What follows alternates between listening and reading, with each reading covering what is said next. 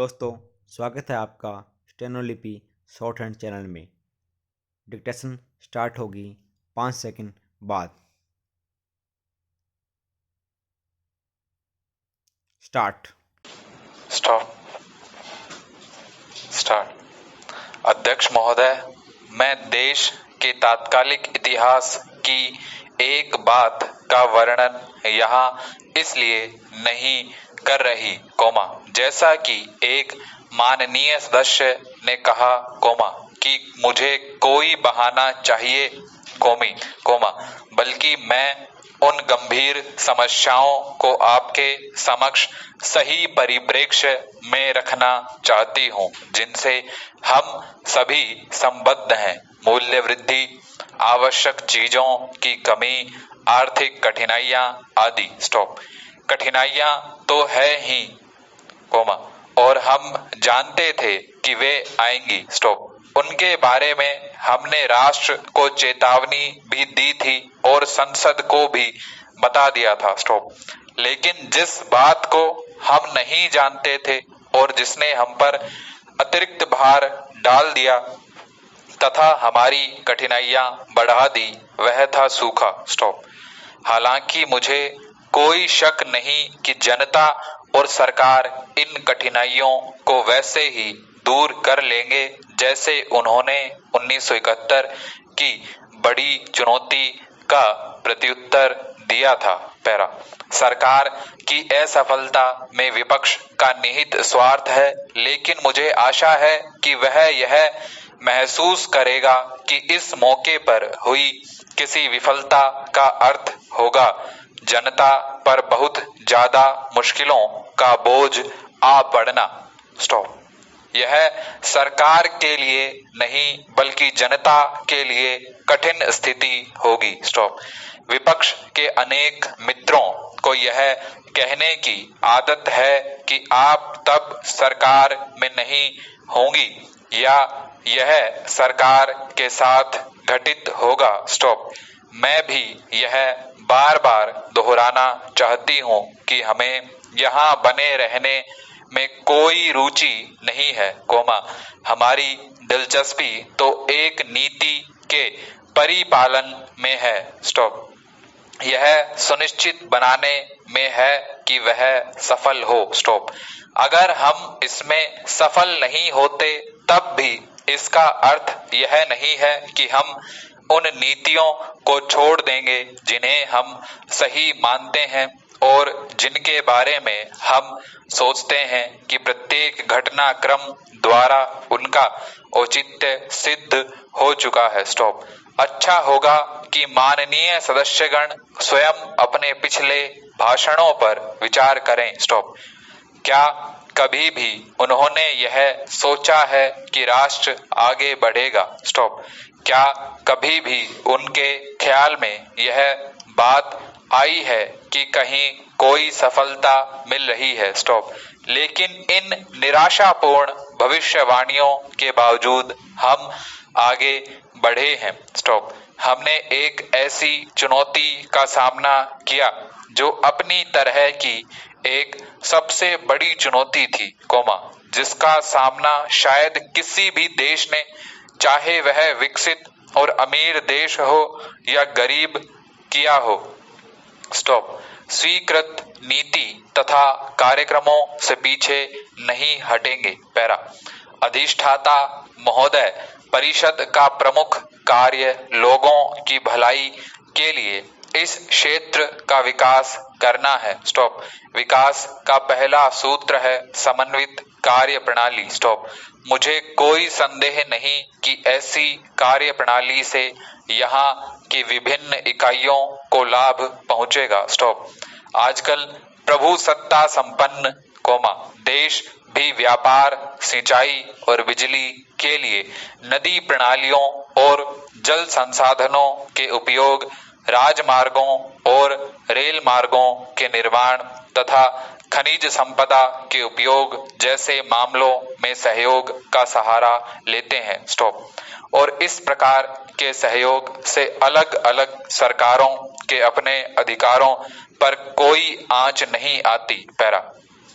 पूर्वोत्तर परिषद की यह 5वीं बैठक है। स्टॉप। इस अवसर का लाभ उठाते हुए मैं परिषद के विचाराधीन विषयों और कार्यप्रणाली के बारे में कुछ और गलतफहमियां दूर करना चाहूंगी। स्टॉप।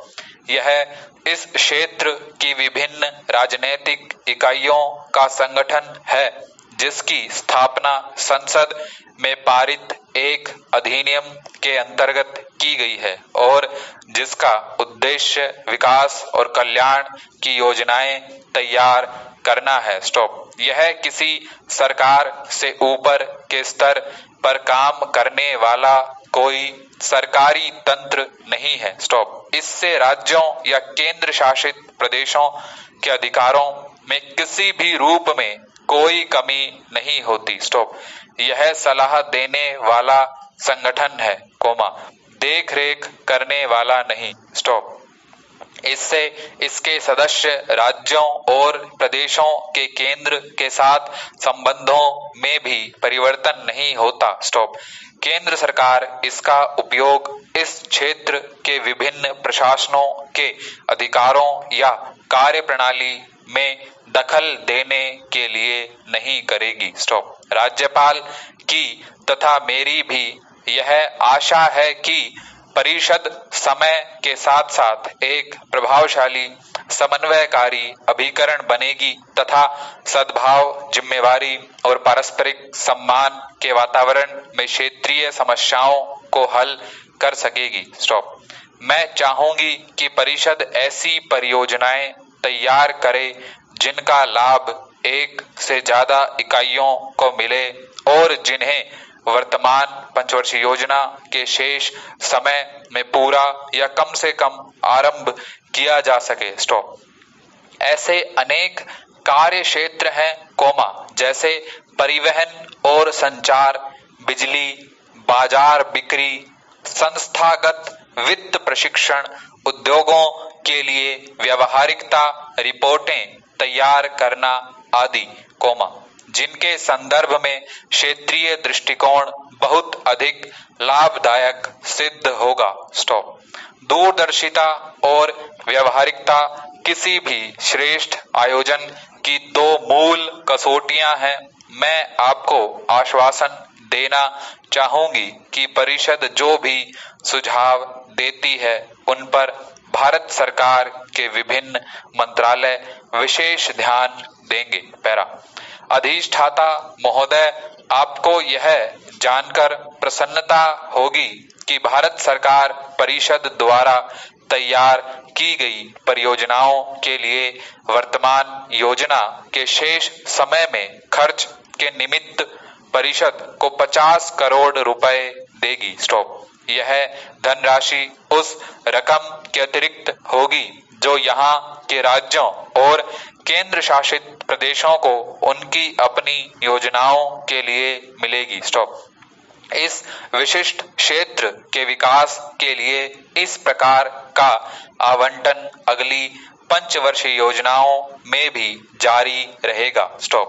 हम इन दिनों अगली योजना की रूपरेखा पर विचार कर रहे हैं। अभी धनराशियों के आवंटन को अंतिम रूप नहीं दिया गया है। स्टॉप। न केंद्रीय क्षेत्र में, न राज्यों के लिए। स्टॉप।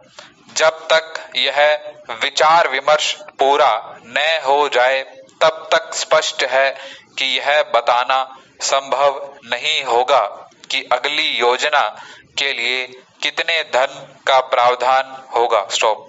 लेकिन मैं आपको विश्वास दिलाती हूं कि अगर इस क्षेत्र के लाभ के लिए योजना के अंतर्गत कोई प्रस्ताव किया गया तो उसके लिए धन की कमी आड़े नहीं आएगी। ऐसी परियोजनाओं एवं कार्यक्रमों को लागू करने का दायित्व संबद्ध सरकारों और उनके अभिकरणों का होगा। स्टॉप। इससे उनकी वर्तमान प्रशासनिक और कार्यपालक क्षमता को और मजबूत करने की आवश्यकता हो सकती है। स्टॉप।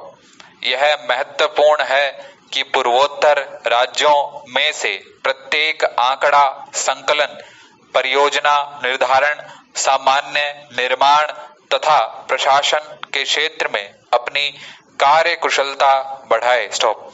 इस वर्ष राष्ट्र ने अपनी स्वाधीनता के 55वें वर्ष में प्रवेश किया है। स्टॉप। देश के बहुत से भाग ऐसे हैं जो महसूस करते हैं कि गत 55 वर्षों की अवधि में उनकी ओर पर्याप्त ध्यान नहीं दिया गया है। हमारा प्रयास ऐसा होना चाहिए कि उनके मन से उपेक्षा का यह भाव हटे, लेकिन जिन हिस्सों को विकसित माना जाता है, अगर उनके विकास को भी विकसित देशों के पैमाने से नापा जाए या अगर हमारी आशाओं के अनुकूल दृष्टि से परखा जाए, तो वह भी वास्तव में पर्याप्त रूप से विकसित नहीं है। प्रत्येक राज्य में कहीं न कहीं घोर कष्ट और गरीबी में दिन गुजारने वाले लोग पाए जाते हैं। जब हम समाजवादी ढंग के विकास की बात करते हैं तो हमारा उद्देश्य कुल मिलाकर केवल गरीबी हटाना ही नहीं होता, बल्कि वर्गगत और क्षेत्रों के बीच की असमानताएं दूर करना होता है। आर्थिक विकास की प्रक्रिया से प्राय क्षेत्रीय असमानताएं बढ़ जाया करती हैं, जो चिंता का कारण है। स्टॉप। बहनों व भाइयों, मेरे देशवासियों ने इस महान गणतंत्रीय देश का 7वां राष्ट्रपति चुनकर मुझे जो सम्मान दिया है, उससे मैं बहुत प्रभावित हुआ हूँ। स्टॉप। राष्ट्रपति के कार्य गंभीर, नाजुक, कठिन और राष्ट्र के लिए बहुत महत्वपूर्ण होते हैं।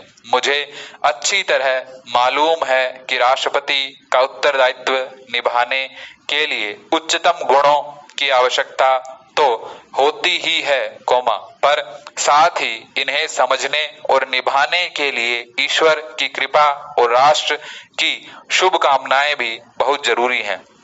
स्टॉप।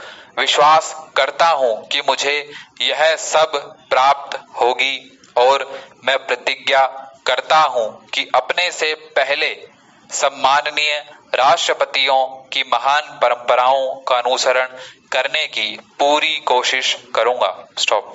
समय की मांग है कि हम उन भयंकर खतरों को महसूस करें, जो हमारी राजनीतिक और सामाजिक व्यवस्था के सामने है। स्टॉप।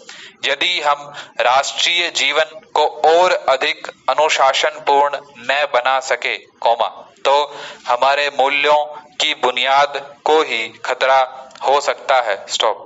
हमें पक्के इरादे और पूरी ईमानदारी से एक ऐसा वातावरण पैदा करना है जो निर्बलों, अल्पसंख्यकों और पद दलित लोगों को आर्थिक मुक्ति और सामाजिक न्याय दिलाने में सहायक हो। स्टॉप।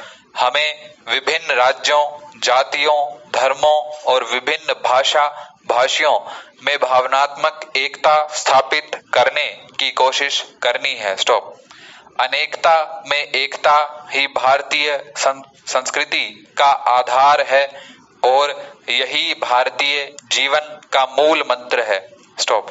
क्षणिक मौजूदा तनाव और कठिनाइयों के बावजूद हम सभी को राष्ट्र और समाज के प्रति अपना उत्तरदायित्व निष्काम भावना से निश्चय पूर्वक निभाना है। स्टॉप। बेशक हमारा राष्ट्र विशेषकर पिछले 2.5 वर्षों के दौरान प्रगति के रास्ते पर आगे बढ़ा है, और अब हमें इस प्रगति की गति को न केवल बनाए रखना है बल्कि और भी तेज करना है। स्टॉप। इस समय हमें अपने नैतिक मूल्यों को विकसित करने, अपनी शक्ति को रचनात्मक कार्यों में लगाने और प्रत्येक क्षेत्र में उत्कृष्ट काम करने की भावना पैदा करने की आवश्यकता है।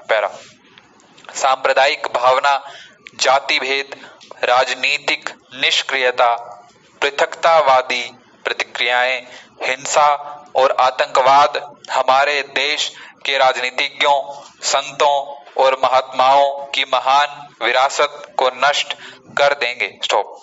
एक ऐसे देश की विरासत जो सांस्कृतिक दृष्टि से समृद्ध और नैतिक दृष्टि से पवित्र है और जिसकी साहित्यिक परंपराएं इतनी महान हैं कि जिन्होंने आधुनिक प्रौद्योगिकी के युग में भी भारतीय जीवन को प्राचीन शालीनता प्रदान की है। स्टॉप। समय की मांग है कि हम जहां भी हों अपनी जिम्मेदारी को लगन, मेहनत और निष्ठा के साथ निभाएं। स्टॉप।